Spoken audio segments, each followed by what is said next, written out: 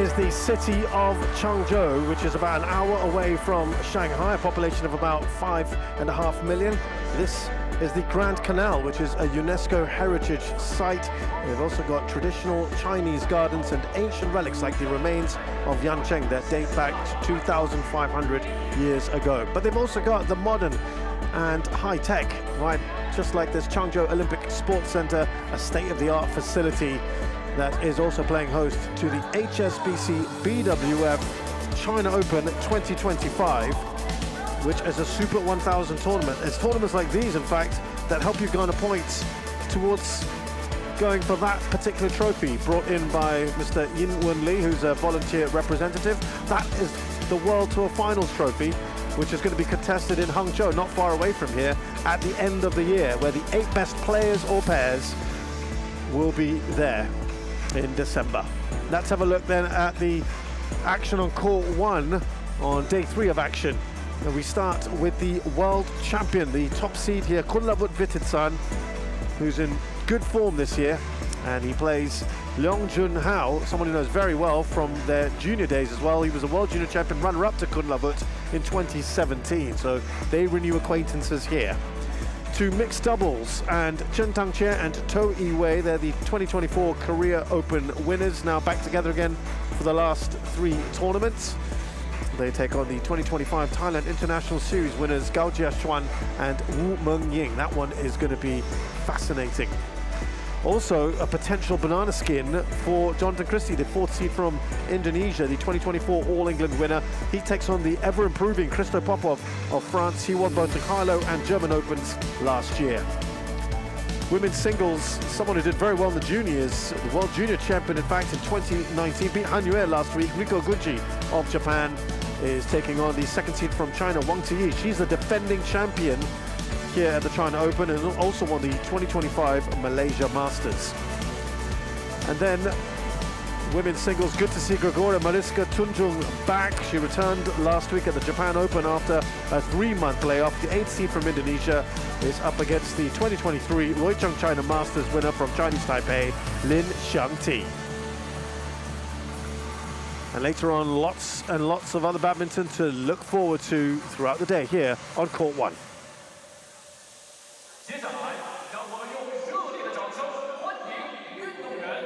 So to that men's singles match coming up right now, Kunlavut Vitidsarn, the top seed, versus Leong Jun Hao. The winner of this match will take on either Cho Tien Chen or Pranoy HS of India in the quarterfinals. That match is taking place on court 2, so we will have news of their opponent later as our 2 players make their way on.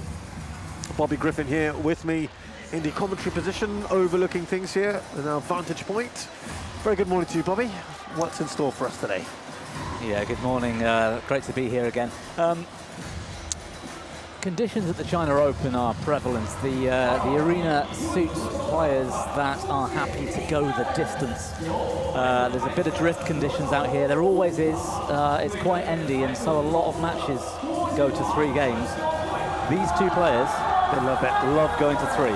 Yeah. So that in itself balances out that sort of equation, that argument.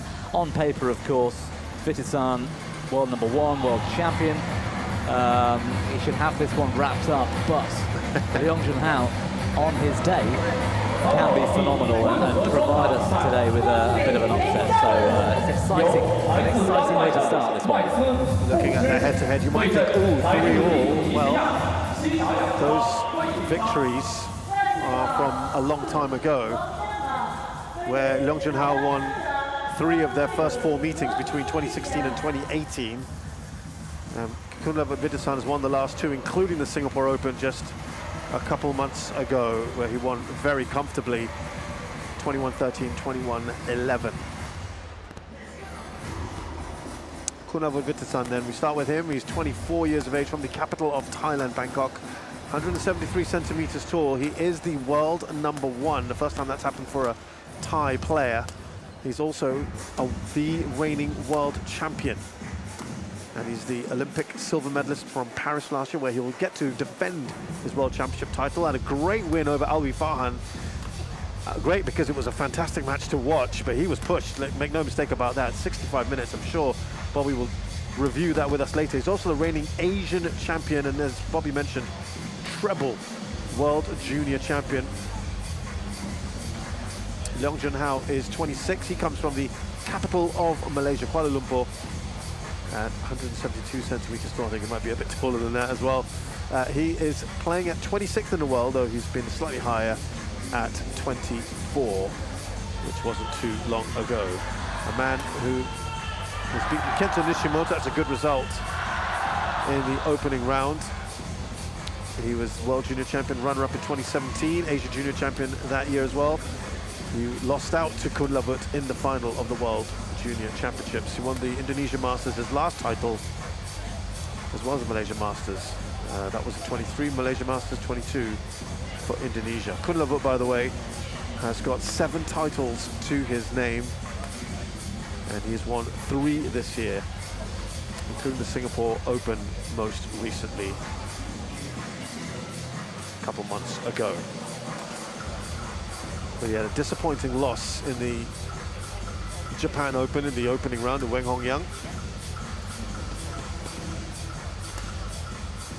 You talked to his coach, didn't you, Leong Jun Hao? Ready to play? We'll talk about that in a short while, Bobby. But this one's, it could be very interesting. Leong Jun Hao could cause some damage here. Yeah, he could. He won the coin toss, by the way, and elected the far side of the court to start the match. Brian Kliwon from Suriname is our umpire. Maciusz Robel from Poland, our service judge. We've got really good international feel about this. A Danish coach in there as well. Brilliant. Yes, I was chatting with Kenneth Janssen the other day. In fact, we were in the hotel lobby watching Lakshya Sen's match on the big screen, which is, it's always nice in these parts. Yeah. That the local bars and restaurants, the hotels themselves have the huge screens with badminton playing. Correct. You don't get anywhere in the world. You don't get that in Europe. It's brilliant for us badminton fans. Yes, Leong won the toss and elected that far side of the court. Ready? Now, we talk about the coin toss and... Ladies and gentlemen. Oh, I'll finish that story in a minute. Kunlavut Vitidsarn, Thailand. And on my left, Leong Jun Hao, Malaysia. Leong Jun Hao to serve. Love all. Play. Yes, sometimes we almost talk about the coin toss almost as courtesy, because it's of interest to some.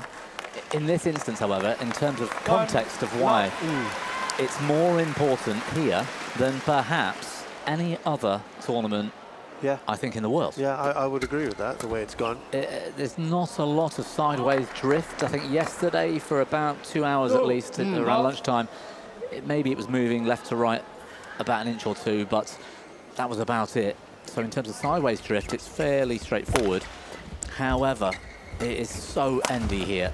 There's a slow end and a fast end, and it is more impactful here at the China Open, and it's the same year on year. And it seems even more so on court 1 than other courts, Agreed. as far as I can tell, and reports from players and coaches. But on this court, Leong Jun Hao is playing into the drift. So Vitidsarn has the wind behind him, which, particularly on a singles court, makes the style of play ever so much more difficult. So in theory, Leong Jun Hao is on the better end. He ought to be starting the match with that massive advantage. And I am talking massive. It's really important here. What do you, and I know it's hard to put yourself in his mind, but what do you make of the fact that he's chosen that end? Let's theorize a little here. As a player, I would like to start on the bad side if I had the chance. I know you'd prefer that, depending who I'm playing. I think if Vitidsarn gets off to a good start on the good end, Leong would be in danger of not being able to get back. Vitidsarn is so talented. Maybe he can cope with those conditions on the bad end and manage to get through a match. The early advantage. He wants a good start, essentially. And I'm telling you now, these coaches, players out here at the China Open are putting more emphasis on this week. I mean, you and I were on the team coach yesterday with Erwin Shire, Indonesian men's singles coach for years, now working with PV Sindhu for the last 6 months. He was saying that, wasn't he? It's almost everything that is being discussed. When I speak to these coaches in the hotel and at breakfast and stuff, everyone's talking about this drift and how difficult it is. We saw Kirsty Gilmore this morning. There you go. Look at how far that is. Yeah. One of Kirsty's discussions with us was, look, I struggle with the conditions. Yeah, absolutely.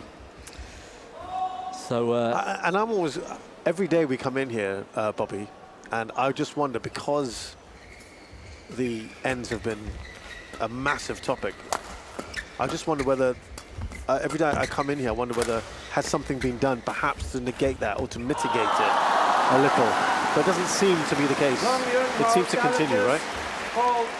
Got a challenge here. Yeah, Vitidsarn was playing with the line for the last 3 shots here. One of them was going out.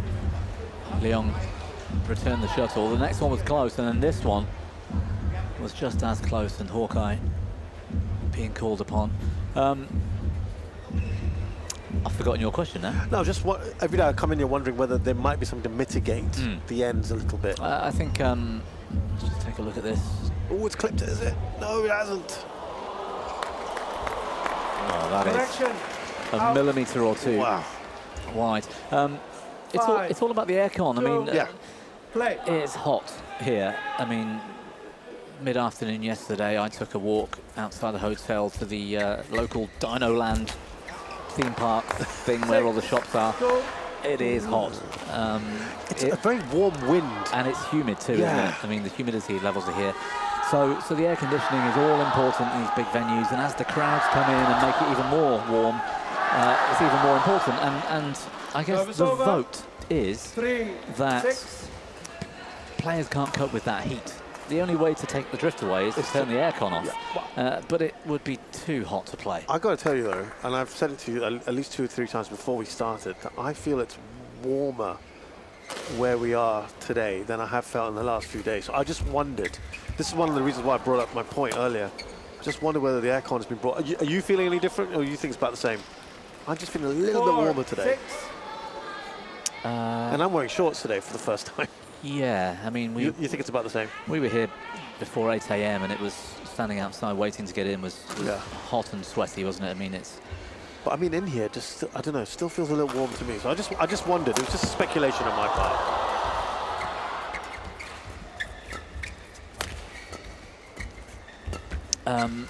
So yes, so you know, in these big arenas around the world.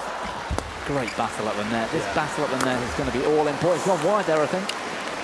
You know what? That looked. He was in a good position there, and Vitidsarn wouldn't have got to that smash. No. Yeah, there's not. Do you mean can the tournament mitigate it, or do you mean can the players mitigate it by their style? No, I meant more the tournament in terms of turning down the aircon, which is why I'm feeling warmer. I thought. I mean, not often in these arenas around the world, it's not just the aircon, it's just the drift. I mean, we're talking about big event venues. Look at this, this is huge. Good attack from Vitidsarn. Of course, he's playing with the drift. Yes. And so the attack, if he can get it and keep the shuttle in, is going to come down with a little bit more firepower. Agreed.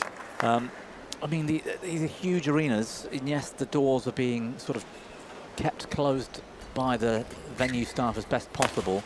But you've got fans coming in and out, you've got staff and officials and tournament organisers opening doors, closing doors. That creates different drift. And in some venues around the world, you look at big venues in Indonesia, the Astora, you look at the Axiata Arena in Malaysia, often they are drifty, left and right drift, but also fast and slow ends.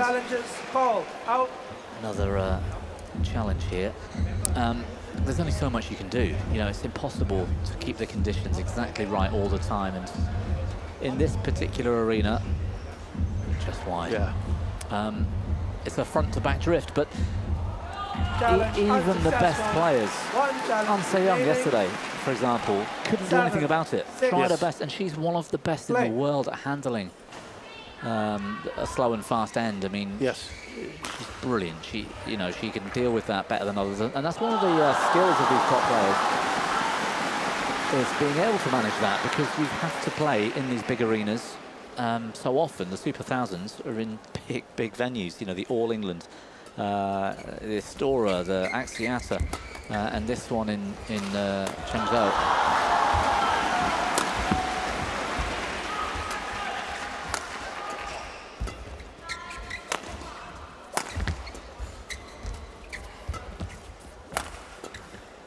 I mean, credit to Alvi Farhan yesterday for playing really well.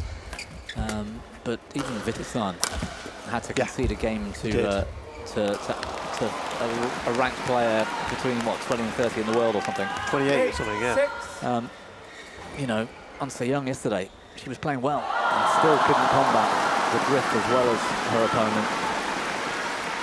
It's who can convert it in 3, and that's why this coin toss and the choice of ends, if we get the chance, is all important. It was interesting chatting with Leong Jun Hao's coach, though, Kenneth Jonassen, former Victor Axelsen coach, of course, and Team Denmark. He likes it. Yeah, he said that, yeah. He says it's an added challenge.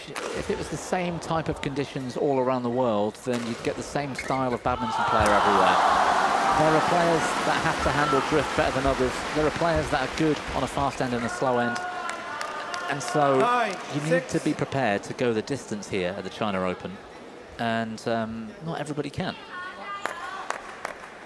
I just want to bring up as well, since you mentioned Kenneth Jonassen, that he was very vocal last week about Leong Jun Hao. That's gone well wide there. 10, 1, 6, coming in, yeah. There he is now. Yeah, he actually said when he lost the straights to Alex Lanier in the opening round, he's not effectively not consistent or good enough to play at this level. He said that about his player. He said about his own player. Brutal. I'll read you. I like it. Brutal. What he said. I mean, he doesn't hold back.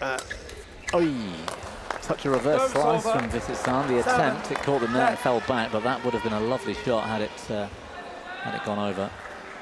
Yeah, let me just tell you what you said. He's in trouble here, by the way. Yeah, he is in trouble. On the good end, and he's still down. Which is good news for Kunlavut Vitidsarn. Yeah.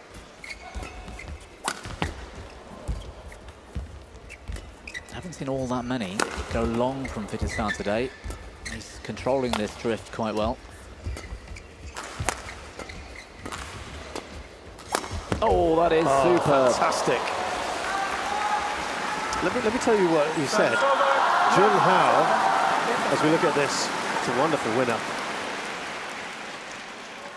And we are coming to the interval. We'll come back to that. Vitidsarn leading comfortably now, 11-7, and what is the trickier end? Good work from him. Every time he now go over 2 times, but the next one he jumps, ready defense. Okay? Yeah. He just managed to make the court very small. So you play net, he play net. Make sense? Put 1, 20 seconds. Right? Put 1, 20 seconds. Then maybe one is at the body thing.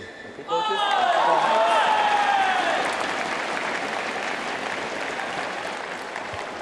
Right.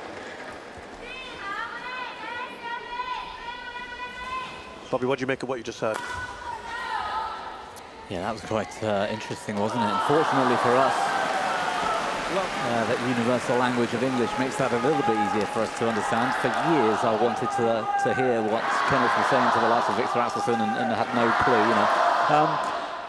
He said, go over him. He said, at the moment, Vitidsarn is making the court smaller, which is impressive. There's a hand in the air here from the umpire. Yeah, go on. But while we wait, make the court smaller. Yeah, Vitidsarn is making the court smaller, which is particularly impressive on the difficult end, and I guess that is the game plan, because he cannot play the 4 corners as well as opponent would be on the far side of the court. I think we've got a small medical issue with... Oh, it's Leong. The umpire sent them to KV, who doesn't need any help. Just below his knee, there you can see little graze. Yeah, just one of the dives he made. They're quite rough, these courts. The top level courts have got that sort of stippled, that Terraflex surface, and it's really like almost sandpapery. You don't want to dive. When you dive in a typical average sports hall, you've either got that wooden floor or those smooth sort of plastic floor, and you sort of slide. You don't here. You just you know, you're going to get, which is why we see so many little blood injuries. Players have to dive, typically on the knees or the hands. It won't be much of an issue. Sorry, yes, so Kenneth Jonasson was saying, look, variation, especially Leong on the far side. He's got the full course at his disposal. With the drift the way it is, he needs to sort of go over Vitidsarn, bring him into the net and then go over the top. At the moment, he was saying, when Leong plays net, Vitidsarn's playing net straight back. He's making the court smaller and trying to get the attack. So push it over him. Yeah, he also said, look, go into the rear corners twice and then bring him in. He said, go once, you know, he'll neutralize it by some sort of step out, go again, and he'll jump out and hit it at you. You've got to get ready in defense. 11, 7. And the final little thing I managed to catch, which was almost a whisper. Perhaps Jonasson didn't even want the cameras to hear this one, was go at the body once or twice, you know, vary it. Just hit the smash directly at him from time to time, just to keep that variation. So variation, that's what he was saying.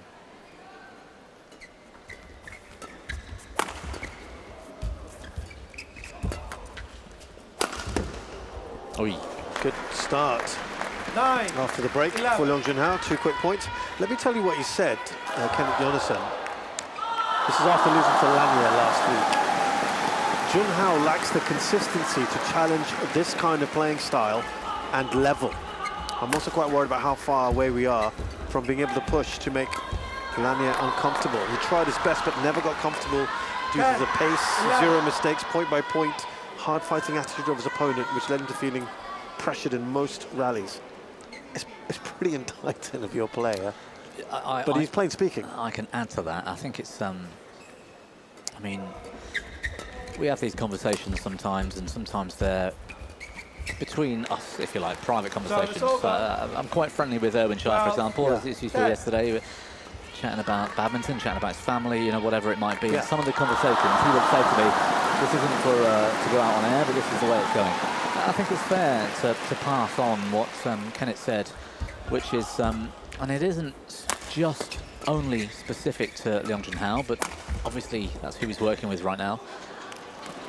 If you want to compete at this top level in singles, and especially in men's singles, it has to be a 100% lifetime commitment to the task at hand. Okay. If you're not focused on winning badminton matches, and I'm talking about day in, day out, every hour of every day, you know, looking for those tiny percentages, looking after yourself. If you get distracted, if you want a social life, if you know, there's no time for that. You're not going to be the best. And so I can pass it on because he may not have been specifically talking about Leong.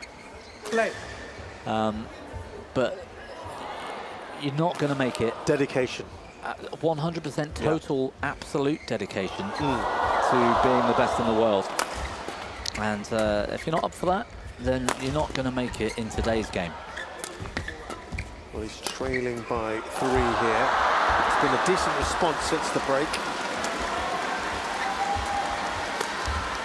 That's gone long again. That's the drift. Well, not only the drift, he missed the court, it's his own fault. But that's where the drift isn't helping Vitidsarn. And so credit to him at the moment for being able to lead this match. Leong's response, by the way, to last week's loss to Lanier.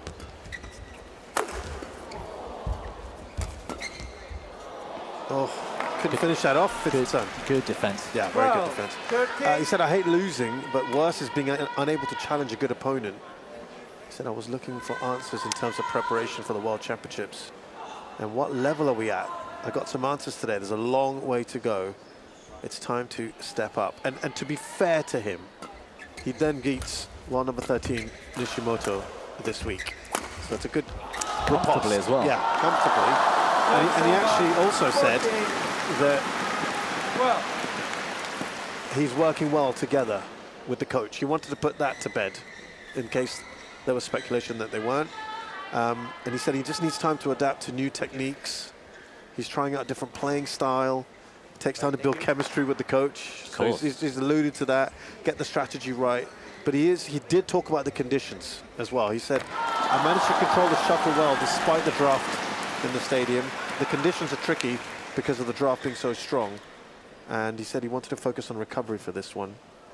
He's got a full day of rest as well. He did get that rest, that full day of rest yesterday. This is Leong Jun Hao we're talking Yes. about. Yes. That's interesting because, and I wanted to mention it earlier, you know, he's ranked 28 in the world. Service over, 13-14. He made it to the final at the Japan Masters, which I know is a slightly lower tier World Tour event. Last year, right. Last year. Yeah. One of his best results, really, in my Service opinion. over. But mostly because of the way in which 30. he did that and who he had to beat to get to that final. He beat Lachie Sen, he beat Kodon Areoka, he beat Koki Watanabe, and he beat Jonathan Christie. All four of them went to 3 games. So he played 4 days in a row. Yeah. All of them went over an hour, say, and some of them really long. Sure. And he still kept going. You know, he had to, I think he lost to the Chinese player. It might have been Li Shifeng or Liu Guangzhou, I can't remember, but in the final. But just to get to that final against those players and all of them going the distance proves that he's a fit player. His style of play is suited to go the distance, and which is why I was 16, hoping 13. he'd challenge here in the first on the better end. He chose that better end. He still can't get ahead of Vitidsarn at the moment. Trailing by 3. Fact is, as we see them wiping down the court, his best performance this year has been a quarter-final at the Single Pro Open, which is a good performance, a Super 750. But he's had 6 first-round exits this year, All right, thank you. and 3 second-round exits. It's been tough. But he's attributing part of that to the transition period with the coach. He's saying he's trying to get used to new things, new strategies. 16, 13. Play. Jonathan has said 2 areas that he needs to concentrate on. First is pace of play, being able to deal faster and deal with opponents' fast-paced games. And the second is he needs to realize the importance of each point. 14, 16. Those 2 things seem fairly stock strategies. You know, that everyone should be able to do that. That was a really good rally from Leong. It was a quick rally, but given the chance, and especially given his opponent, if you hit the shuttle fast from the midcourt at Vitidsarn, it's coming back fast. Yes, he might delay the shot, but eventually he's so strong in the wrist, Vitidsarn. He's always looking for that sort of cross drive, those aggressive drives and almost aggressive lifts, like that, for example. And because Vitidsarn is playing in with the drift, 17, if you can force that reaction 15. for him, he might make a few errors at the back. Which is why I quite liked how Just didn't quite make it over. Leong took that chance and is looking for that mistake. Look, he's outscored his opponent since the interval, at least. It's That's a good lift. 8-6 to Leong since the break. Has to finish this, yeah. He likes Next that. time here, can you go hard? 17. Talking about going hard with that backhand when he gets that chance. I mean, that lift was so short from Vitidsarn. Again, that's one of the tricky things when you really are forced to defend to the back line. Finding it from this near side of the court is very difficult.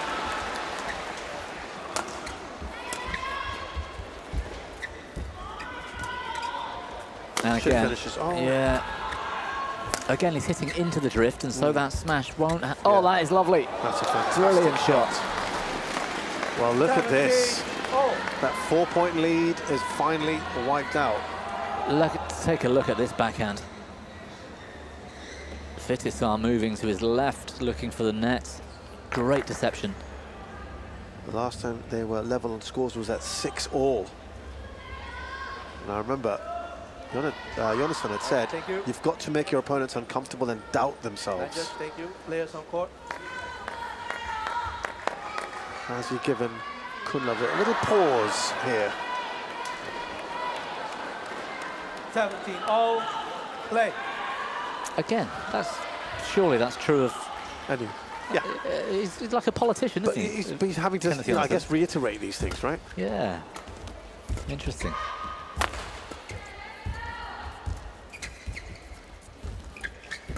Good rally.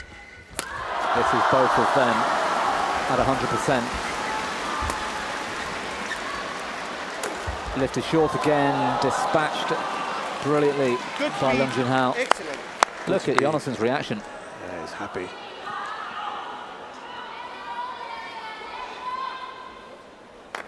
Again, Vitidsarn, when he's forced into trying to find a length with a lift and not a flat, aggressive lift, I mean, he has to defend this one. He's struggling to get it close to the back line.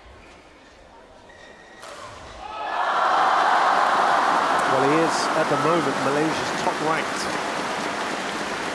badminton player, ahead of Lee Zijia, of course, who's not playing at the moment. And so that comes with a little bit of pressure. He says there's always going to be pressure, but he says it's a challenge and a morale booster, Leong Jun Hao. It's interesting, isn't it? Both Malaysia and Korea, for me, struggling in the men's singles disciplines lately. 18, Yeah, 17, you're right. play. But it's also interesting here, you know, he acknowledges he's not performing up to expectations. It's a great rally again from Leong. Fantastic. 19, I 17. liked the hold and the flat lift into the corner. That's where he needs to exploit Vitidsarn from this side of the court. Push him back, make sure he's taking the shuttle late. Listen, there's been a and then play to the swing. net. Yeah, He's done all right here. brilliantly here. Good serve. And Vitidsarn looked very firmly in control for a while. Clever. That might go out. Ooh. This is Leong at his best. Just simply the quality of Vitidsarn at the net 18, was too much for the 19. Malaysian. Leong, however, doesn't really get much better than this. This is he's in the zone, as they say.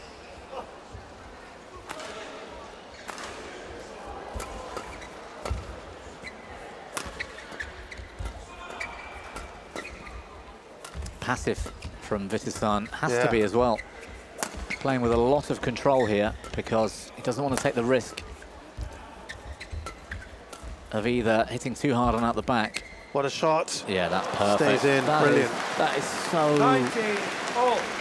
thoughtful. The control, right, you were talking? Yeah, I mean, every single one of those shots from Vitidsarn from around the mid-court, he could have added another 50% in pace to the shot. And on normal circumstances, we'd see one or two get really fired down to create that chance. He stayed controlled here. He can't afford to make a mistake, and he can't afford to get caught. If he goes too hard, Leong has shown us that initial defense can be whipped into the corner. He's got those skills.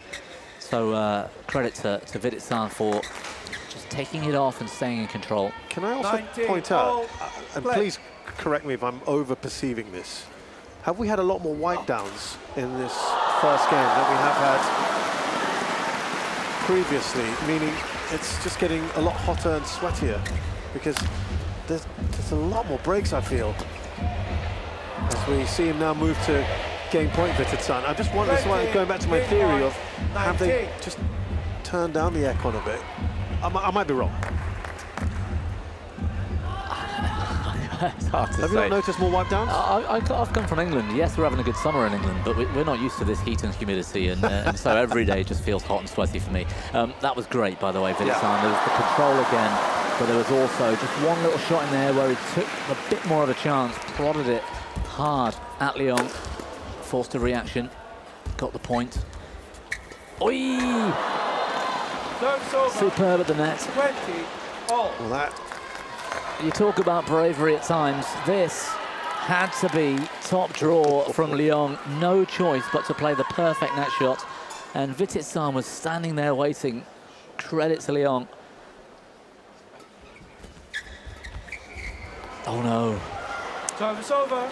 we cannot emphasize 21, enough just 20. how important this first game is for Leong Jun Hao Yep. in particular, for him to win this on the end that he's at right now. Honestly, a true champion, and you can see why Vitidsarn is the best in the world right now. The way he's come back in this game, if he manages to get the job done. Second game point here, can he convert? Oh. That's the danger. That's the risk I was talking about. Yeah. Service over. Just put that bit more into it, didn't he? He's clawed it back. He got back on level terms, and he got the chance to win the game because he was staying mostly in control. He lost control then. It took too much of a risk, particularly on this end of the court. That's the danger. I mean, it's easy for us to say when you're down there in the moment and you get half a sniff. You know, the temptation is to go for it, and he's paid the price for taking too much of a risk there. He could afford to. Yeah. He had the game point. Correct. If he was game point down, I don't think he would have tried that. 21 all. That's 2 game points now for Kunlavut Vitidsarn.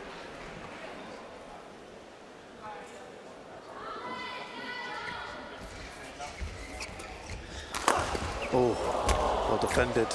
It's on the line, I think. Oh, it's being challenged. It's been called out. We're not able to see the line judges. We've got the that big sort of aqua-coloured wall in the background is the same in front of us, just down in front, so we can't see the near side line judges, which is tricky for us. I thought it had gone wide.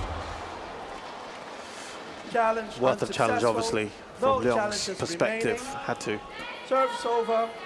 So, 22, a third 21. game point here for Kunlavut Vitidsarn.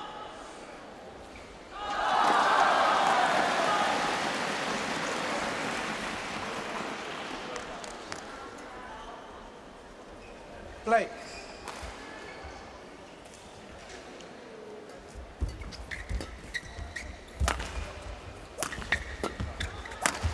He's going for it.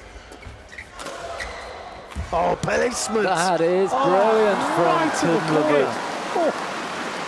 First game, 1-high. Wow. Kunlavut. That is, not only was that a superb winner in the end, but such an important point. That is, you'll look at it, people will look at this and think, well, it's Kunlavut, he's only just scraped the win in the first game and he's playing an opponent well down below him. That is not the match we're watching. That was a brilliant performance from Vitidsarn. Leong was playing so well, had the better end, and somehow Vitidsarn still finds a way through. That is really impressive. 23-21. Kunlavut Vitidsarn takes the first game against Leong Jun Hao.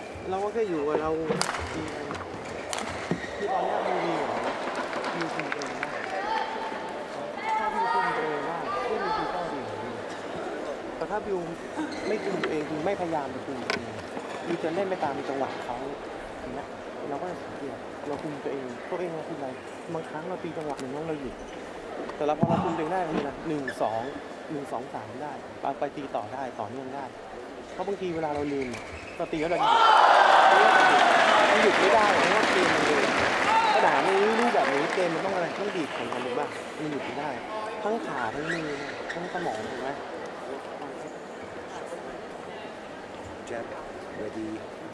Yeah. If you block it from down here, you can lift, no problem. You can also take net, but cannot be like this all the time. Then it's fine. That makes sense. Okay. 1 seconds. One at a time. 1 seconds.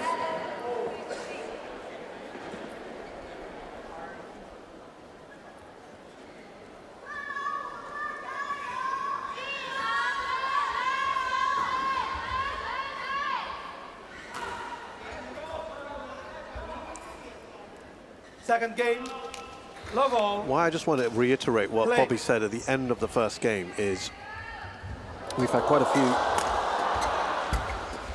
singles matches here on court 1 over the last 2 days, plus this one now.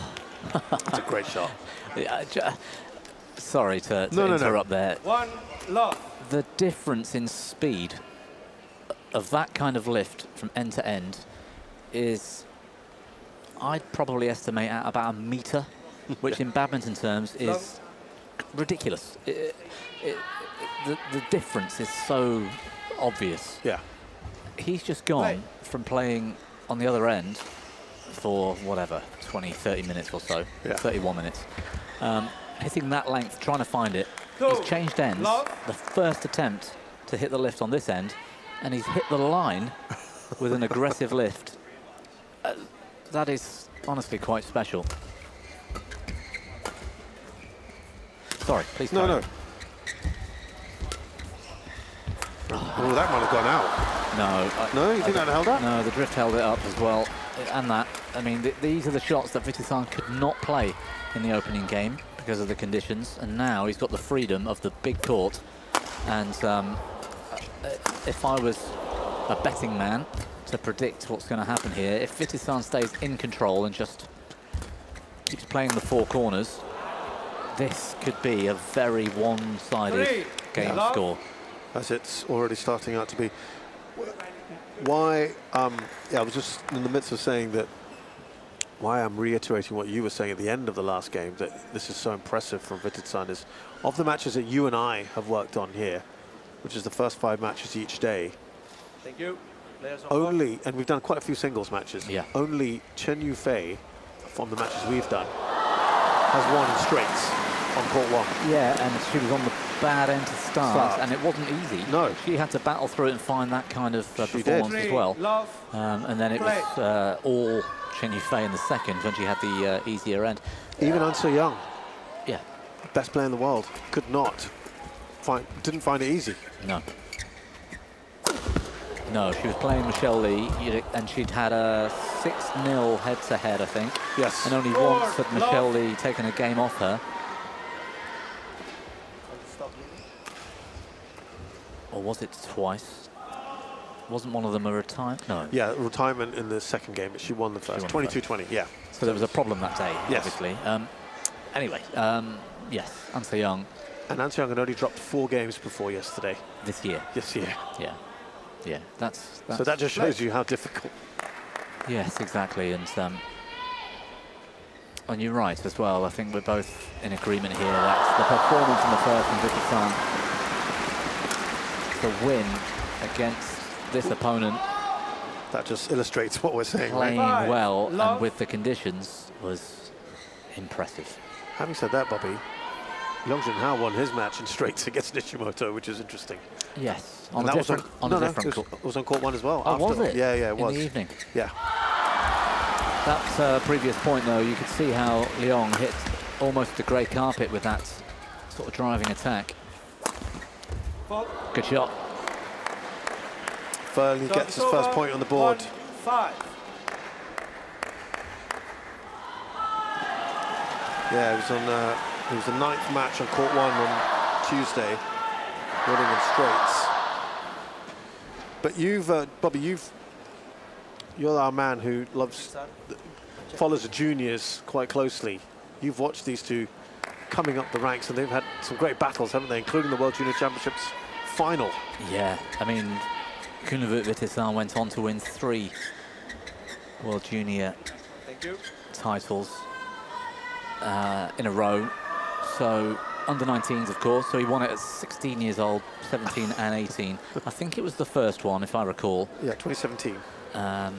Yes, playing Leong Jun Hao in the final. Yeah. Went to the distance, went to 3. I think he was quite convincing in the third, but at the time, Vitidsarn was only 16 years old. I missed the intro at the beginning, but is Leong a year or so older than Vitidsarn? 2 years. 2 years older. Yeah. So that was Leong's year. So he was playing his last year as a junior. Vitidsarn was playing 2 years young. That's, I mean, that is impressive. Agreed. We have a challenge here from Leong Jun Hao. In fact, he just turned 26. Leong Jun Hao. About 2 weeks ago. Well out. Challenge unsuccessful. 1 challenge remaining. And we've got a good lineup today of players that were previously fantastic as juniors. I mean, these two, of course, Christo Popov was in the final against Kunlavut Vitidsarn on their year. So 2019 in Kazan, I think it was. Yeah. Vitidsarn's third. There you go. 7-1. Makes that look easy at this end. This is the advantage, right? The uninitiated would look at this and think, well, what's the biggie? Kunlavut struggled in the first. What's changed? And it's not that he's simply playing better. It's the conditions. You can't find that kind of shot easily from this end of the court. From the far end, it almost looks simple. And similarly, when you're playing those faster shots at someone from Leong Jun Hao's end, they come at you a lot quicker. You have to be very accurate here, don't you? Yeah, I mean, he's actually done quite well. I know he's 7-2 down in this score, but Leong's found those rear corners quite well so far on this side of the court. Yeah, we're talking about good juniors. Christo Popov's in action later. You know, he was World Junior Championship finalist, which was really impressive for Europe, really impressive for France to have a European and a Frenchman in that final on that year. Rico Gunji, same year, 2019 in Kazan, World Junior Championship winner. And they're all on court this morning. There's a few, of course, that don't make it after being tremendous juniors. We talk about Vitidsarn and the 3 wins on the trot at World Junior level. Intanon was the same, Thailand player. Yes. 17, wasn't she, when she was world champ? 18? Almost, for me, more impressive to some extent. I forgot her name now, it's gone out of my head.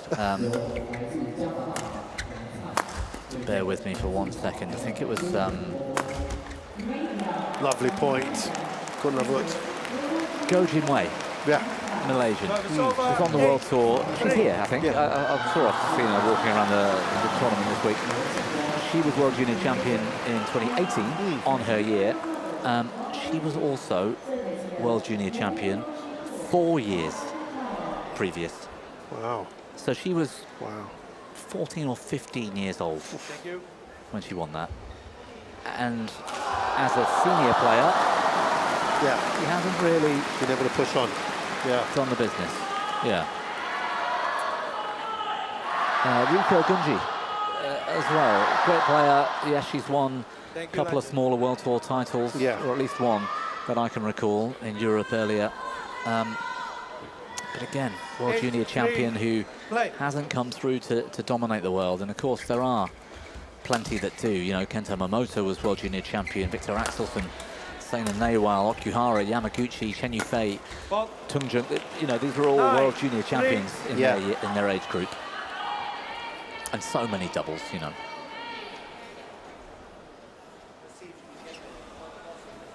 Yeah, you look at players like Akane Yamaguchi, who at 16 was already winning Super Series. Yeah. After doing well at the World Juniors. Wang Xin. That's the danger. 3. It looks like a simple mistake, but of course he's trying to find that corner aggressively, and on this near side of the court, that job is so difficult. It's not always about 11-3 interval. Wow. What a start. Very, very good here. Kunlavut, and Bobby did talk about this, that it could well be extremely one-sided. 11-3 at the break. In return, we do jab or we do the spin. Okay? Then only when he do spin back, we lift him. Yeah? See if we can get him. And if not in good position, attack hip body, then he can't, you know, can't make the angle on him. Make sense? If up, the killer. Try your best there. Okay. So, yeah, spin it. Put 1, 20 seconds. Put 1, 20 seconds. And then really, if you play your short program,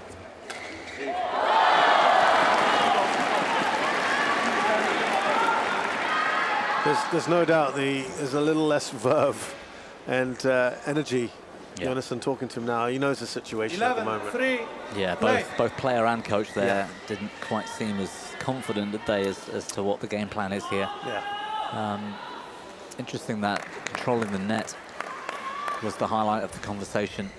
If Vitidsarn sort of neutralises the shuttle into the court or plays a push shot to service line, spin the net, take it off him. Like that, he was trying there, Leong, to take the net off him.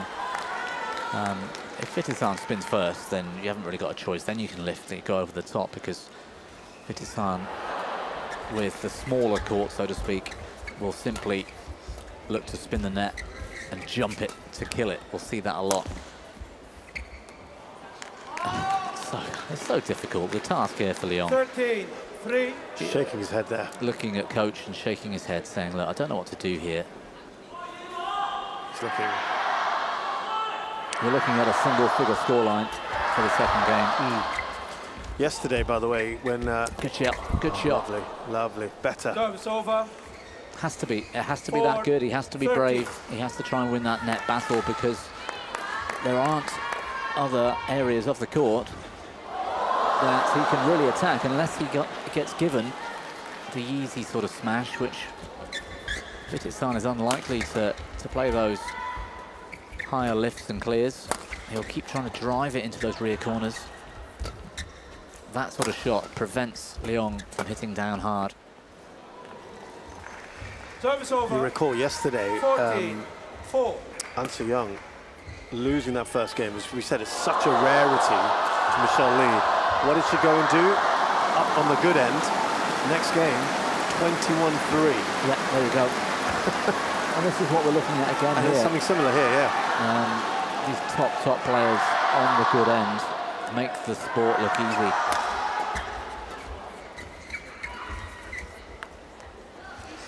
It's unfortunately, it kind of looks like it's all draining away from Leong Jun Hao, doesn't it?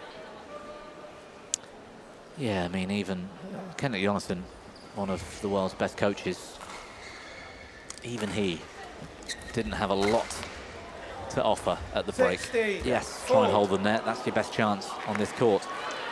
What else is there? You're playing against the world's best with that big advantage. There's only so much you can say. You've just got to keep going, and that was one thing he did say. Look, you know, keep going, keep trying. Anything can happen. It is sport after all.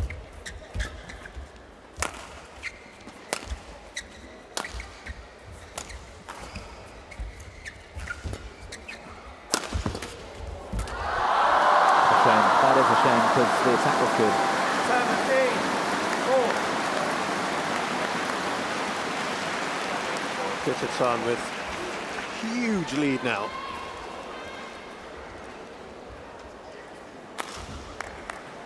And this is the massive advantage of winning. You can't state that enough, really. For those of you who've maybe not watched the first couple of days of the China Open, if you're on this near end as we look at it and take that first game, it's not job done, but it certainly goes a long, long way.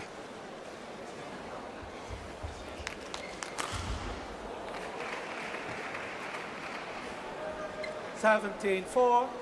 Play.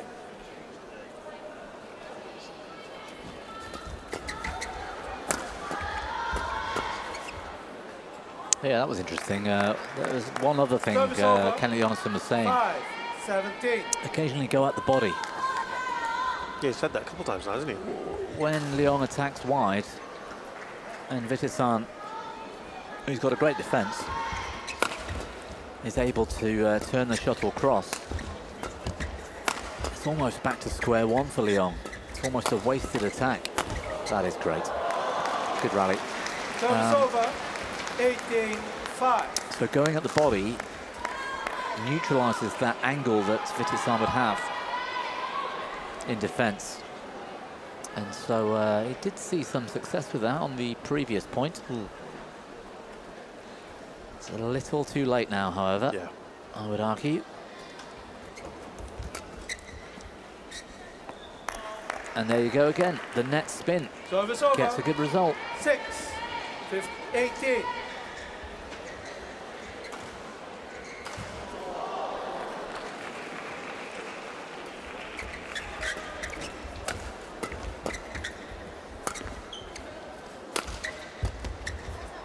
Lovely. Oh, that held. Yeah. Good defence. 7, 18. On this end, that's quite an achievement. Kunlavut with 3 titles to his name this year: Singapore and Thailand Opens, the Indonesia Masters, semis of the Indonesia Open, a couple of quarterfinals as well, Malaysian Swiss Opens. So a decent year.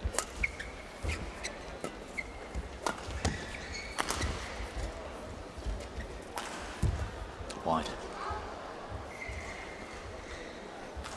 got to the semi-finals last year, Kunlavut, and 19-7. yeah, he wanted to go at least one better if he can. Perfect tune-up before the World Champs back in Paris, where he got that silver medal last year. Every chance that he is going to be able to defend that.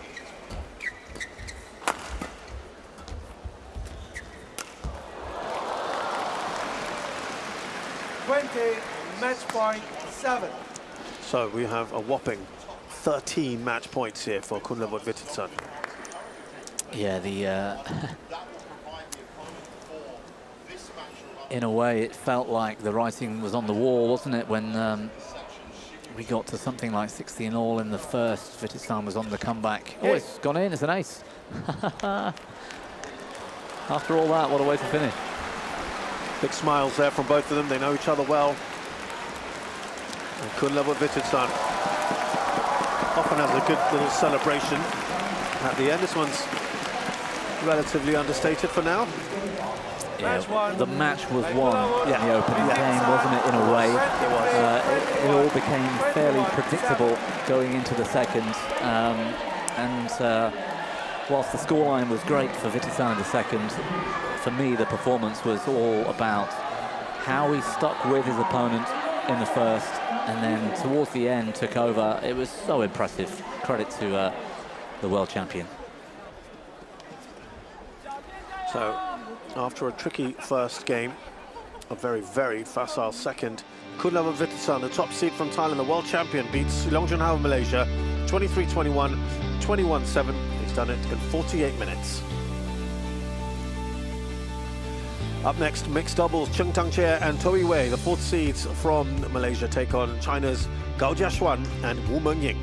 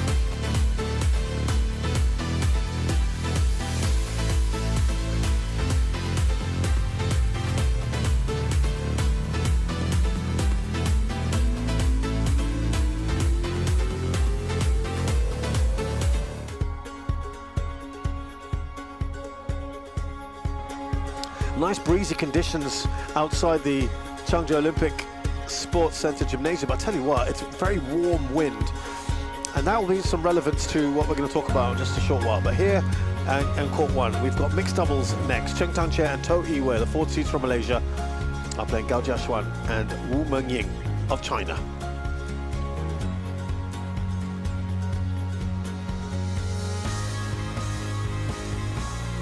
We've already got one quarter-finalist through. Now that's a great result down there. Paul Wanakro and Persamparan have been in fine form, but Guo Xinwei and Chen Fanghui, or Xinhua rather, Chen Fanghui, are through there. And they will play the winners of our match coming up here. Cheng Tang-Chia and Toei Wei versus Gao Jiashuan and Wu Mengying, which could be a really tricky one.